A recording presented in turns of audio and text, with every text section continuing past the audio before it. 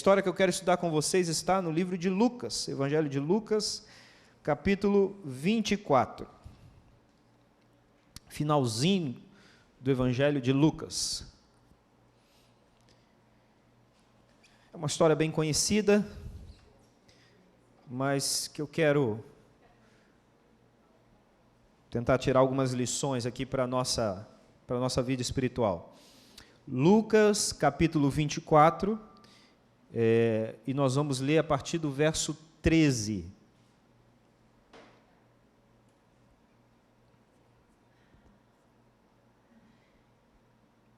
Então diz o seguinte, todos encontraram aí? Amém?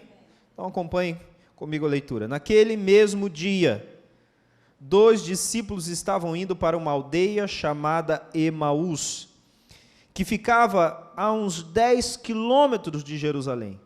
E iam conversando a respeito de tudo o que tinha acontecido. Enquanto conversavam e discutiam, o próprio Jesus se aproximou e ia com eles. Aí o verso 16 diz, porém, os olhos deles estavam como que impedidos de o reconhecer. O texto começa dizendo que naquele mesmo dia, que dia esse, que era naquele mesmo dia?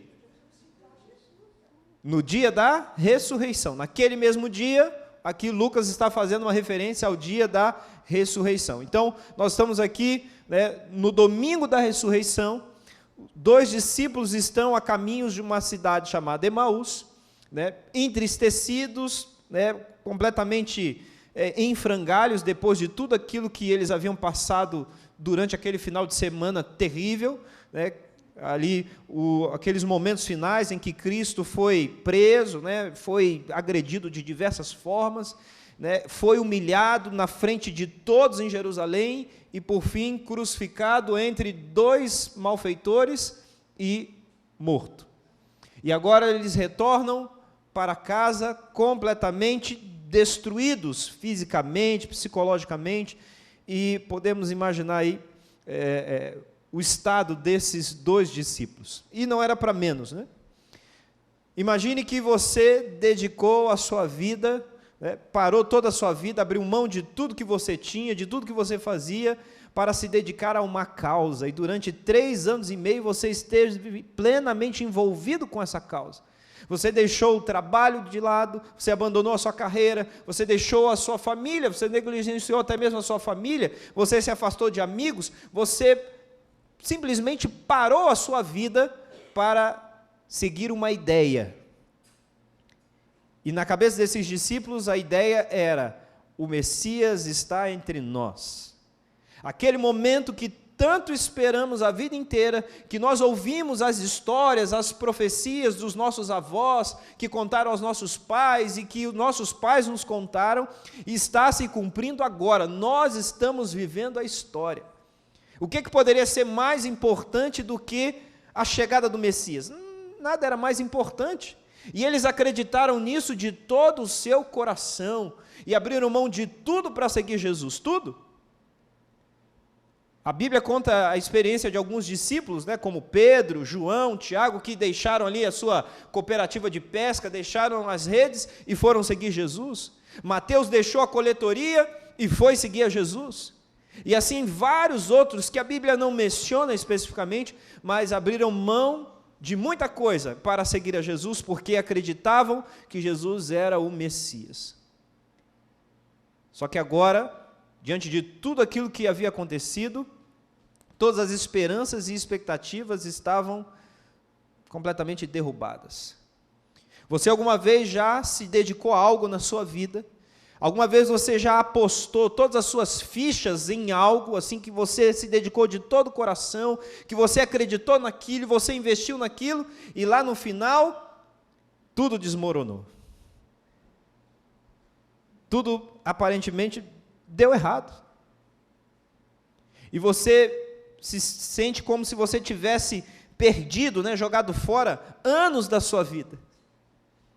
Porque todo investimento foi em vão. Esse era o sentimento daqueles 2 discípulos a caminho de Emaús. Nós perdemos tudo. nós jogamos fora tudo para seguir a Jesus, e agora aquilo que nós acreditávamos ser, né, o grande momento da história, não se concretizou. Perdemos tudo. E aí o texto diz, a história diz que eles estavam então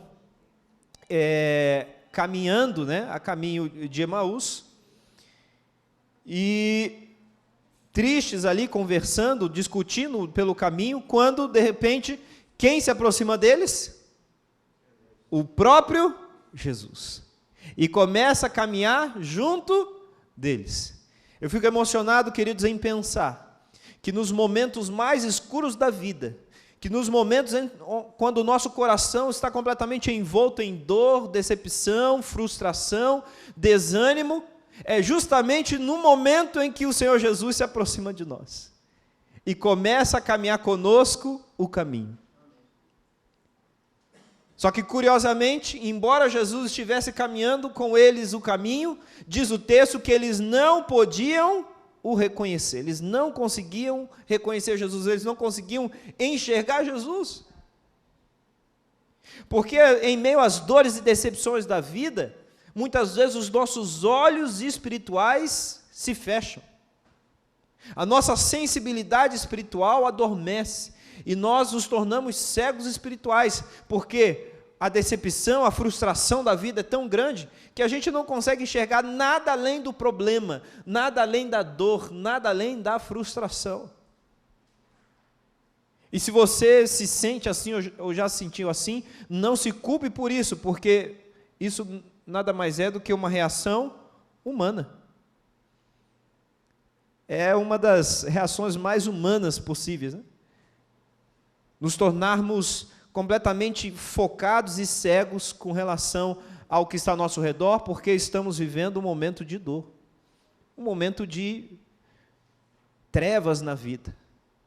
E mesmo que Jesus esteja ao nosso lado, mesmo que a companhia do Senhor seja real e presente, pode ser que a gente não consiga enxergar, pode ser que a gente não consiga distinguir a presença de Cristo em meio a toda dor e sofrimento. E é por isso que nós temos histórias assim na Bíblia, para nos lembrar que nós não podemos confiar nos nossos sentidos, porque mesmo quando a gente não vê, o Senhor está lá. Mesmo quando eu não posso sentir, o Senhor está lá. Mesmo quando tudo parece indicar o contrário, o Senhor está lá. E é por isso que fé não tem que ver com sentimento, fé não tem que ver com sensações, fé, é crença, que está acima dos sentimentos, está acima da lógica humana. Eu creio que o Senhor está lá, mas eu não estou vendo nada, eu não sinto nada, como é que eu posso crer? Porque o Senhor disse que estaria lá. E o Senhor havia dito que estaria com eles, mas eles estavam decepcionados demais para conseguir enxergar. Só que aí o texto continua, no verso 17, e olha como a história continua. Então Jesus se aproxima e Jesus então lhes perguntou: o que é que vocês estão discutindo pelo caminho? E eles pararam entristecidos. Um, porém, chamado Cleopas, respondeu: será que você é o único que esteve em Jerusalém e não sabe o que aconteceu lá nesses últimos dias? E ele lhes perguntou: do que se trata? Então explicaram aquilo que aconteceu com Jesus, o Nazareno, que era profeta, poderoso em obras e palavras, diante de Deus e diante de todo o povo, e como os principais sacerdotes e as nossas autoridades o entregaram para ser condenado à morte e o crucificaram. Nós esperávamos que fosse ele quem havia de redimir Israel. Mas depois de tudo isso, já estamos no 3º dia, desde que essas coisas aconteceram. Olha essa situação. Estão ali, tristes, decepcionados, Jesus se aproxima, eles não identificam Jesus, e aí, como que eles ignoram a presença de Jesus, o que é que Jesus faz? Jesus vai lá e puxa assunto. Faz uma pergunta. É impressionante, queridos, que em toda a Bíblia, Nós sempre vamos encontrar Deus tomando a iniciativa da salvação. Nós sempre vamos encontrar Deus em busca do homem. E nunca é o homem em busca de Deus, mas é sempre Deus dando o primeiro passo, sempre Deus se aproximando, sempre Deus querendo se relacionar com o homem. E às vezes a gente cai na ilusão de achar que, olha, não, Deus não quer mais nada comigo, ou eu fui longe demais, ou eu sou um filho muito rebelde, ou eu sou fraco demais, então Deus deve estar com vergonha de mim, Deus deve esconder o rosto de mim, Deus quer distância de mim, mas não é esse o testemunho que a Bíblia nos apresenta. O testemunho bíblico é de que Deus sempre toma a iniciativa. Quando o homem e a mulher pecaram no Éden, Deus tomou a iniciativa de procurar. Quando Caim matou seu irmão Abel, Deus tomou a iniciativa de procurar. E nós vamos ter Deus tomando a iniciativa. Quando Davi cometeu o pecado terrível que cometeu, Deus envia o profeta Natan lá e toma a iniciativa de confrontá-lo. Porque Deus quer nos salvar. E Ele sempre toma a iniciativa da salvação.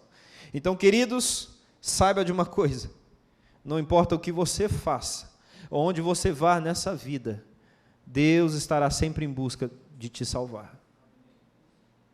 E enquanto houver possibilidade, enquanto houver chance, Deus não vai desistir de buscar você, de correr atrás de você, de ir na sua busca para mudar a sua vida.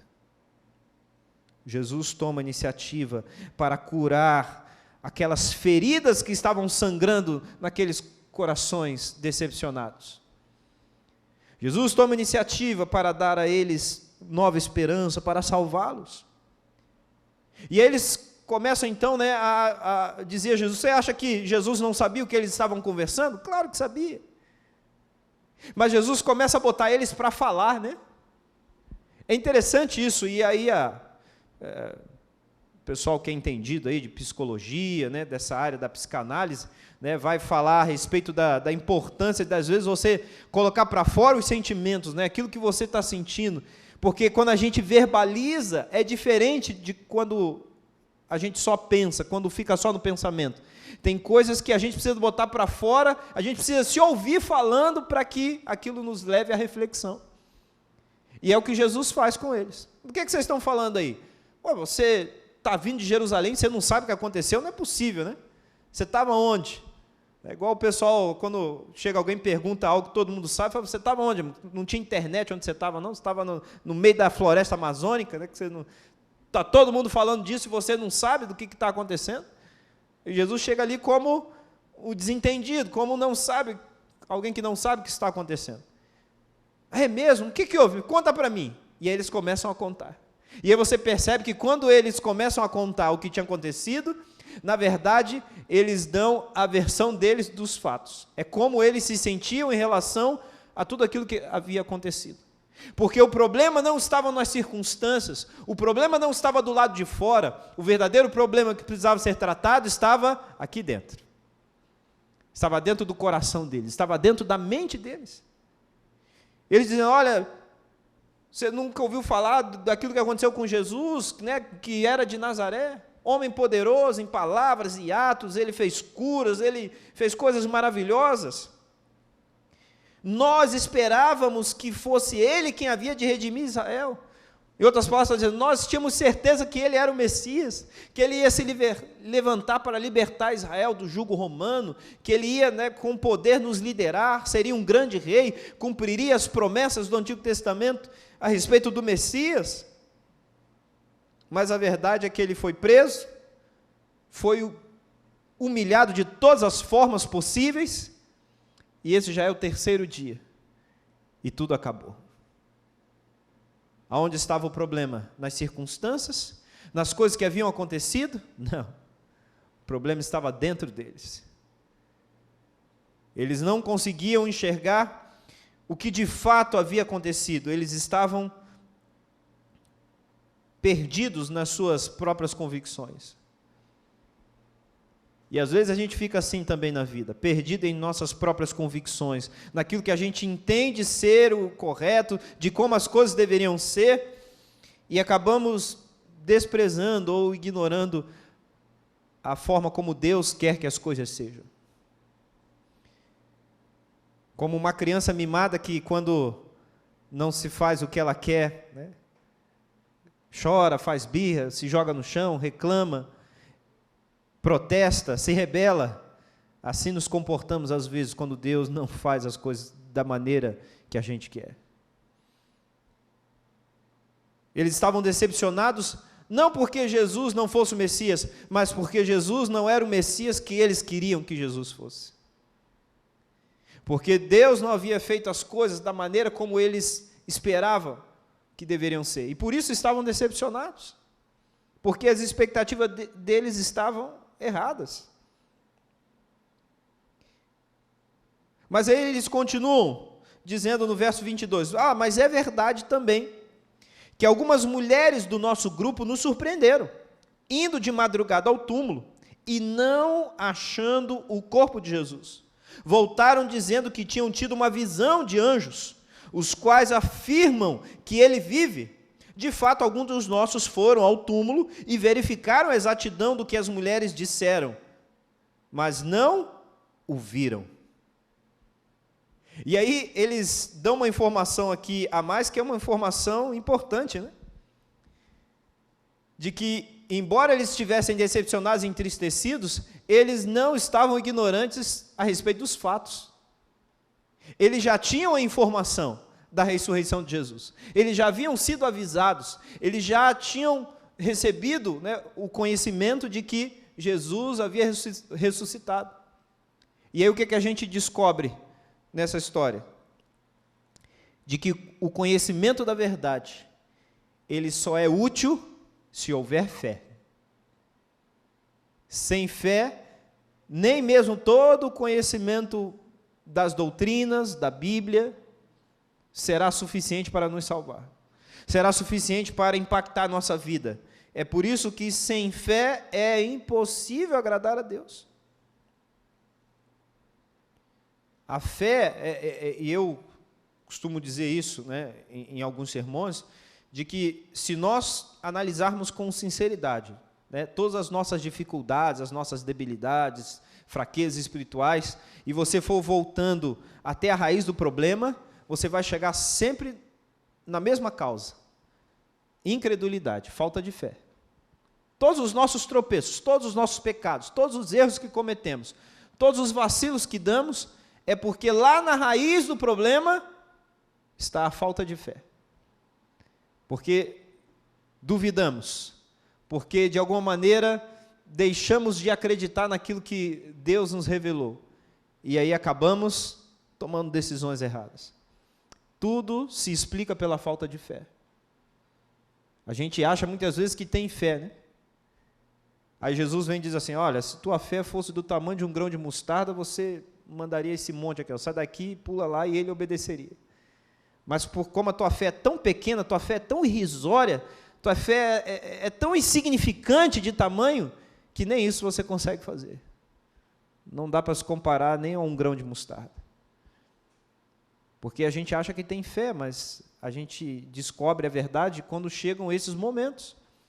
Nesses momentos de decepção, nos momentos de frustração, é que a gente vai descobrir de fato o tamanho da nossa fé. E aqueles discípulos, embora tivessem andado com Jesus, embora tivessem testemunhado os milagres que Jesus fez, embora no coração deles eles tivessem convicção de que Jesus era o Messias, ao receberem a informação de que Jesus havia ressuscitado, eles duvidaram, não acreditaram. Porque se eles tivessem acreditado, eles não teriam razão para estarem entristecidos, caminhando pelo caminho, decepcionados. Não, eles não acreditaram.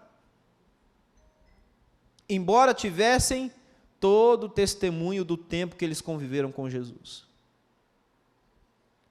Você pode ter tempo de igreja, você pode conhecer a Bíblia, você pode ter feito vários estudos bíblicos, você pode ter visto, né, inúmeros sermões a respeito da Bíblia, estudado a lição da escola sabatina, né, por muitos e muitos anos, Mas nada disso vai te socorrer no momento da angústia se você não tiver fé. Porque aí a gente fica apenas no nível intelectual, mas a fé, ela vai mais além, ela é mais profunda do que a intelectualidade. Só que para a incredulidade, só existe um remédio. E esse remédio é a palavra. Porque a fé vem pelo ouvir, e o ouvir a palavra de Deus.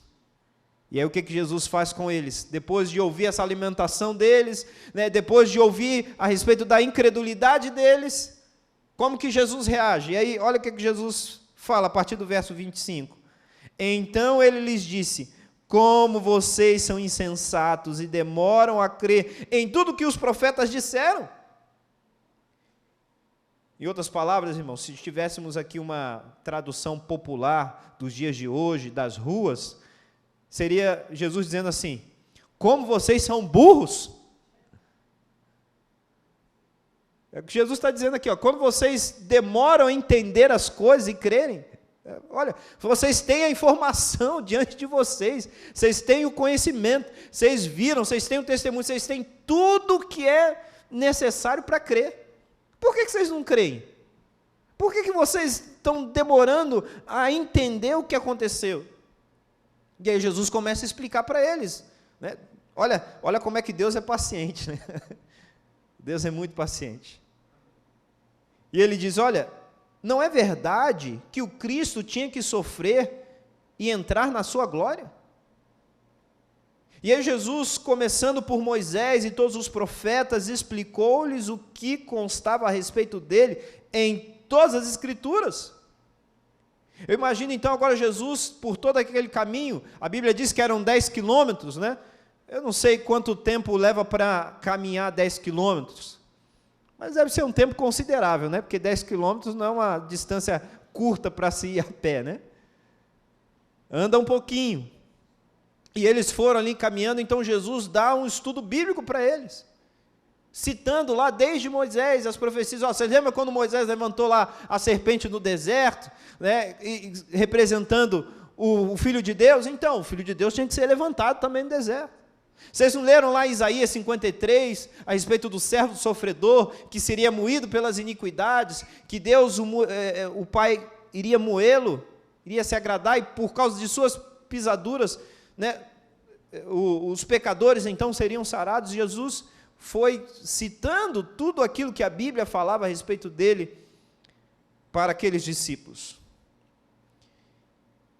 E a história continua no verso 28, quando eles chegam ali ao vilarejo de Emaús.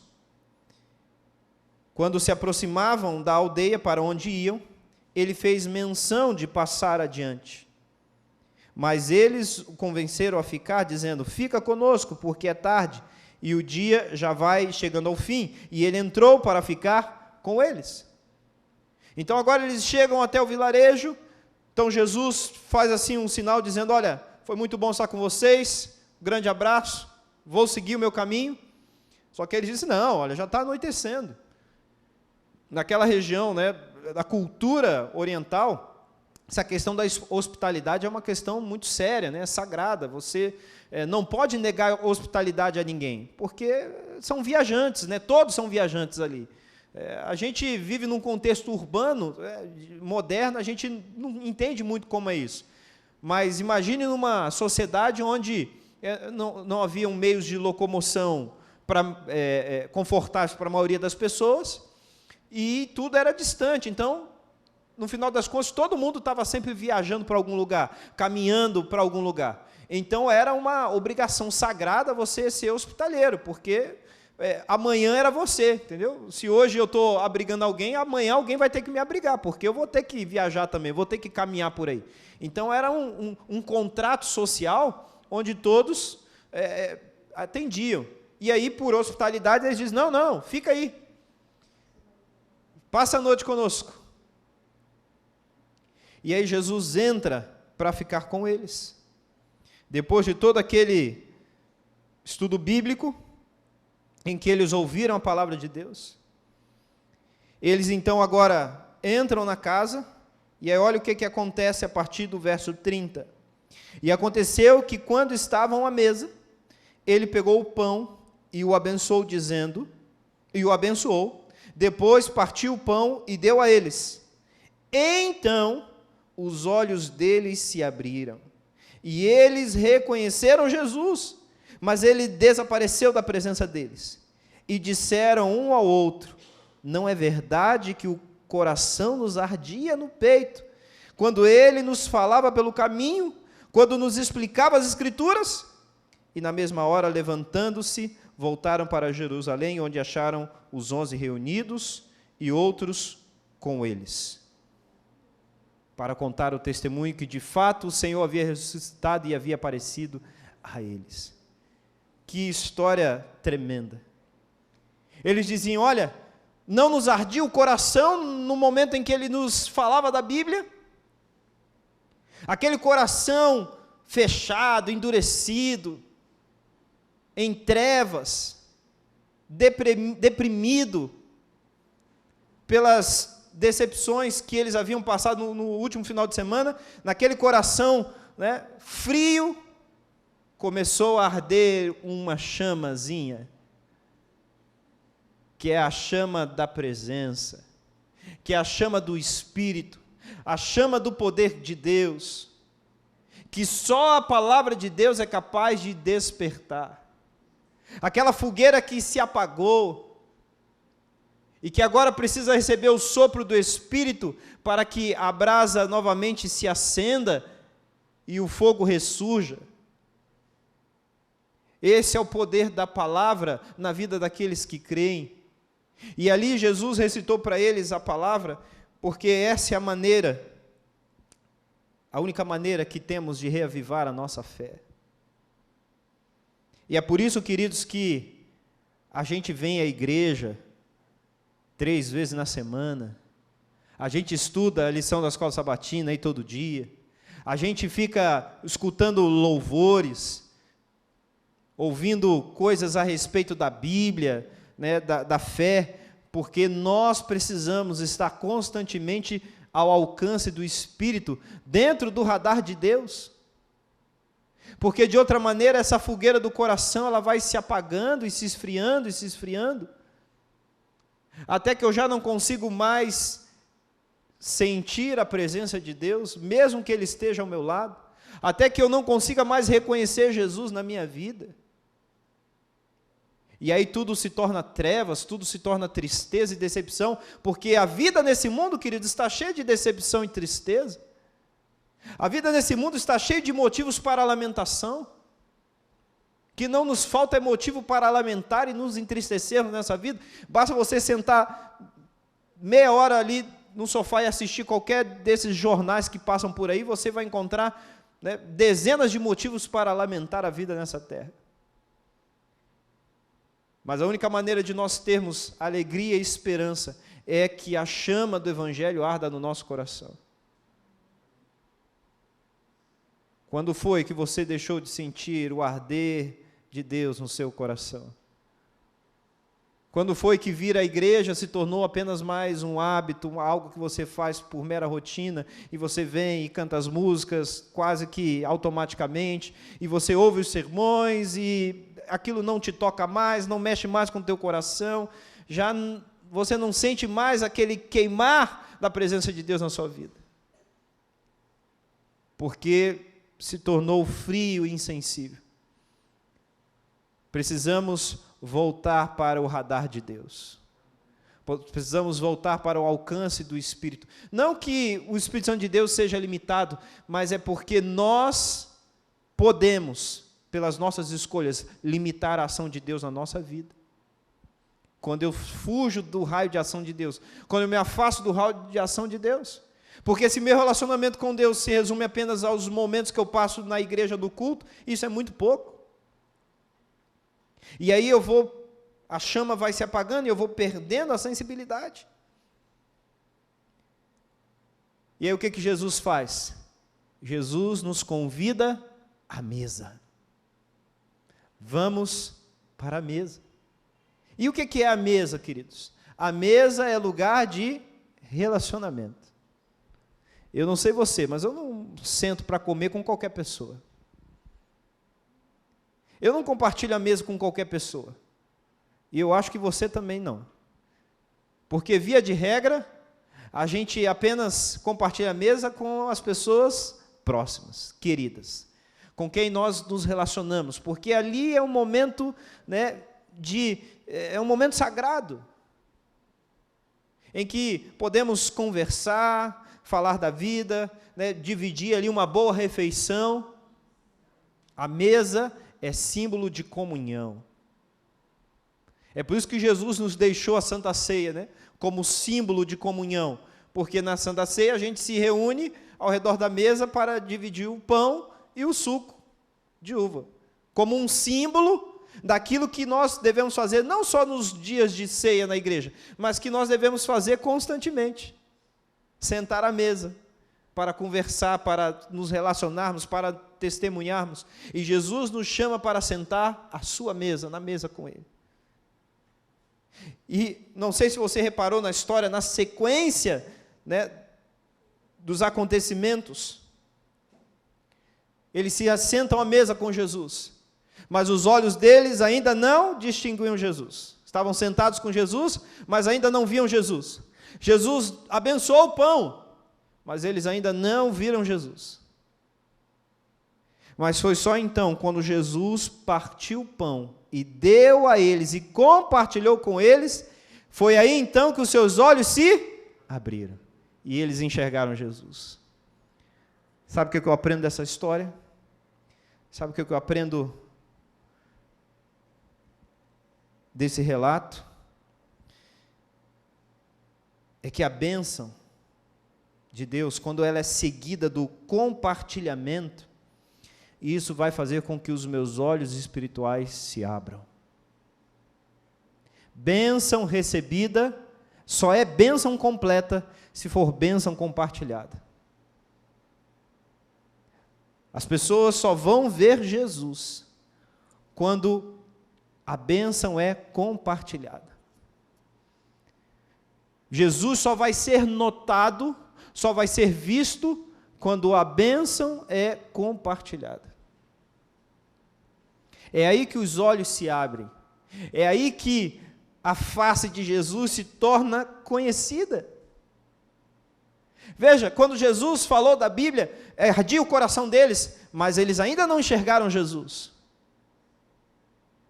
Porque pregar o Evangelho é necessário, é importante, vai mexer com o coração das pessoas, mas não vai ser a minha pregação do Evangelho que vai mostrar Jesus para as pessoas. O que revela Jesus para as pessoas é quando eu compartilho o pão, quando eu compartilho a bênção. É aí que Jesus é apresentado de verdade. Eu posso caminhar com as pessoas, eu posso falar da Bíblia para elas, mas elas só vão ver Jesus na minha vida quando elas me virem compartilhando o pão, quando elas me virem compartilhando a bênção. Entenderam isso? A gente muitas vezes está tão focado, tão concentrado, né, em pregar o Evangelho, e a gente tem um Evangelho lindo, uma mensagem linda a ser pregada, que deve ser pregada, mas isso é muito pouco. A gente prega como se isso fosse, né, o ápice do serviço e da obra a Deus, mas isso é pouco. Porque a pregação do Evangelho vai mostrar a verdade, mas muitas vezes o homem acaba, né, atrapalhando das pessoas verem a Jesus. E para o homem sair de cena e Jesus aparecer, o serviço precisa entrar.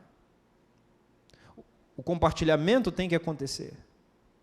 E assim, nós conseguiremos mostrar Jesus para as pessoas. Mais do que isso, eu e você temos o privilégio e a oportunidade de sermos Jesus para alguém. Você já pensou nisso? Você já considerou que você tem a oportunidade dada por Deus de ser Jesus para alguém?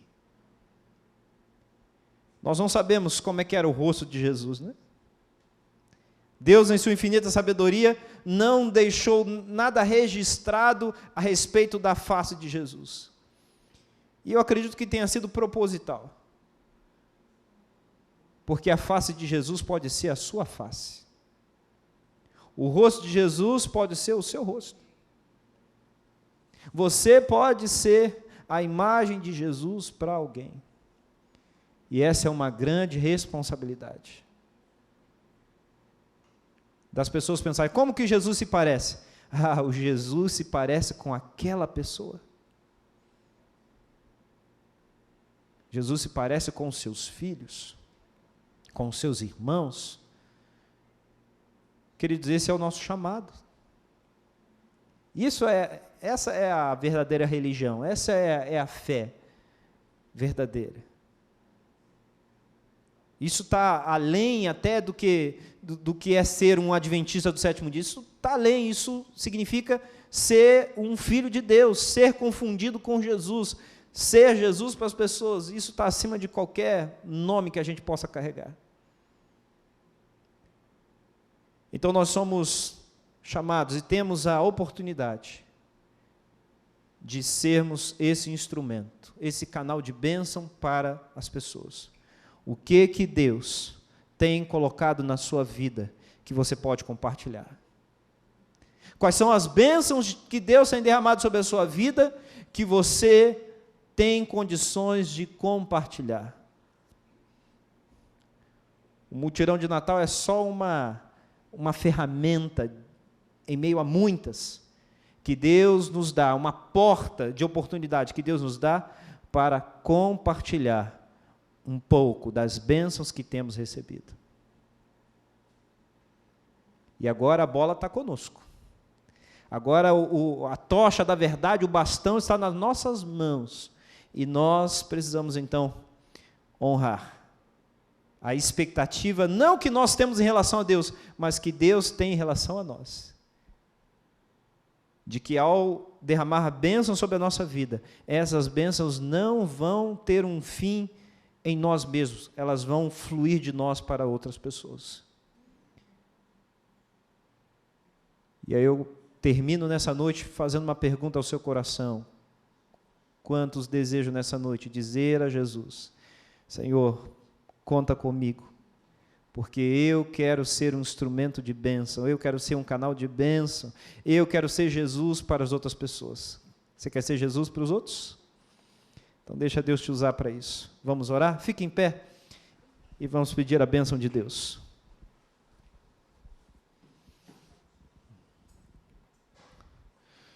Ó Pai querido, que grande chamado e que grande privilégio o Senhor nos dá. Na oportunidade e na responsabilidade de carregarmos o Teu nome, mas não apenas o Teu nome, ó Deus, de sermos a Tua face nessa terra. De sermos a extensão dos Teus braços, de darmos continuidade no ministério que o Senhor inaugurou há 2000 anos atrás, que é o ministério da reconciliação, da restauração, da salvação.